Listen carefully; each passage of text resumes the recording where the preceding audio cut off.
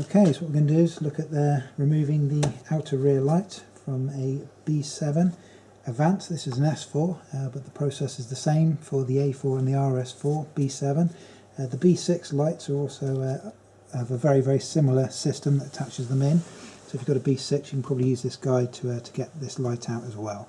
Now, the first thing I'd recommend that you do whenever you're working on these rear lights, especially putting them back in, getting them out's not too bad. When you put them back in, you really don't want to scratch up your bodywork. So what I'd recommend doing is getting some ordinary household masking tape. Now, unless you're working in extremely hot conditions, masking tape's generally fine because you're only going to be putting it on the car for an hour or two.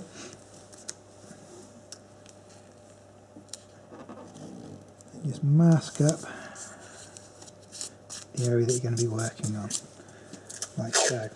Now usually you can do this obviously with 3 bits of masking tape, like so. And then what I do once I've put the 3 sections on, I'll then also get a little section. And I'll try and just cover these the corners as best as I can as well, just so you've got it masked off all the way around the light. Like I say, with this masking tape, this is normal decorating household masking tape.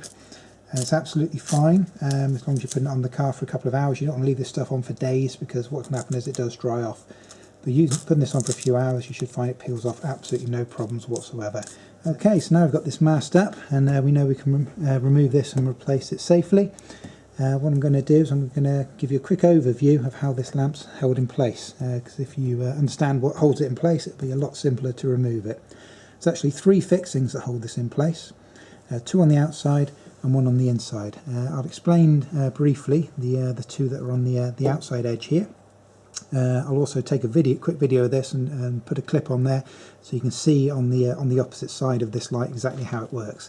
But basically on the opposite side of this light, on the inside of this light, you have 2 kind of ball and socket type connectors. Okay, so on the actual light itself, around approximately here and here, you've got 2 balls.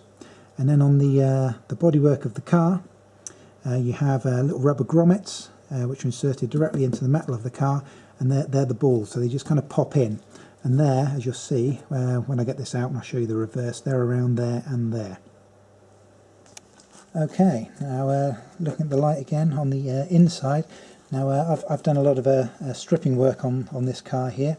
Now what you'll have here is obviously you'll have the main panel here, and you'll have a little circular cutout, and if you pop a screwdriver in there and pop it open, it's on a little flap, and that allows you to access this nut here. This nut passes through the chassis of the car and attaches in to the side of the light here. So this is the first thing we need to remove. Yeah.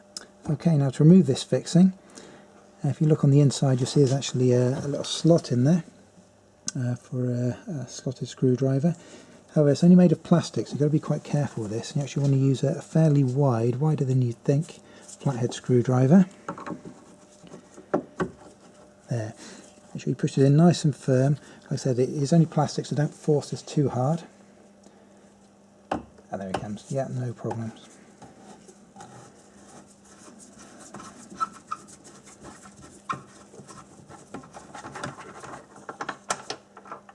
Remove this whole bolt like so. Okay, so we've just removed the bolt that's fed through to the inside here. So if you move this, you should feel these ready to go on this side. Okay, now you can feel the resistance on the other end, and that was these 2 ball and socket connections here.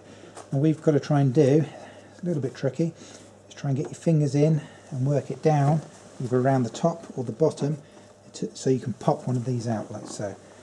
So nice and gently, you'll feel it slowly coming there, like so. Now I've still got the one in the top here. There. Now before I pull this out completely, I'm just going to make sure I've got my trusty flathead screwdriver to hand. So make sure you've got that to hand, because once you pull this out, you've got the electrical connection on the back to disconnect, like so. What you don't want to have to do is lean it against the bumper and run off and find yourself a flathead screwdriver. Okay, little tip to removing these types of connections.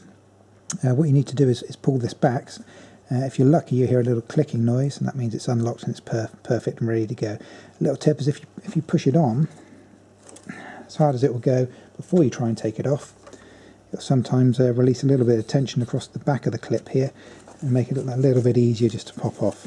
So, there, that's exactly what I wanted to hear. So the whole thing now, slide off, and we're free.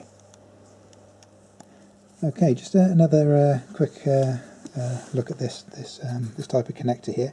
When I disconnected the one on the other side, like I said before, push them on, it's a nice little tip, it helps loosen it off here. When I did the one on the other side, when I tried loosening it off, I got that lovely little click which tells you that it's unlocked. However, I haven't got that on this side, which makes it going to make it a little bit harder to get off. What you can do is just stretch this open and pull. As long as you're holding this open, when you pull, it should come off with no problem at all. Okay, so on the rear of the light, this is the section that goes through the chassis here, like so, and screws into there. That passes through this section here, and then these are the two ball sockets here, and these are the little rubber grommets. Tell this car's been resprayed at some point. These usually don't have paint on them, they are usually just rubber, but they just sit inside the chassis.